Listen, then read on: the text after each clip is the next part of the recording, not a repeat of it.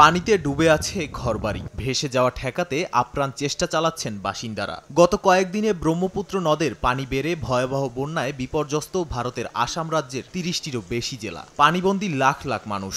এরই মধ্যে ভূমিধসেও প্রাণ হারিয়েছেন অনেকে। বন্যায় মানুষের পাশাপাশি বিপন্ন হয়ে পড়েছে পশু প্রাণীদের জীবনও। গত কয়েকদিনের বন্যায় মারা গেছে প্রায় ৮০টি প্রাণী। বন্যা কবলিত এলাকা পরিদর্শন করেছেন রাজ্যটির মুখ্যমন্ত্রী হেমন্ত বিশ্ব শর্মা। এদিকে শক্তিশালী টর্নেডো ও বন্যায় লণ্ডভণ্ড চীনের পূর্বাঞ্চলীয় শ্যানডং ও জিয়াংশু প্রদেশ।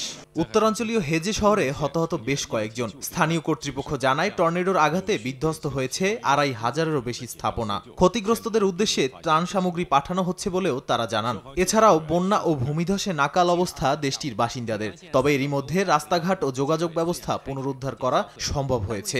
নগদের কাছে সব গ্রাহকই প্রিয়, তাই তো সারা দেশে ক্যাশ আউট চার্জ সবচেয়ে কম।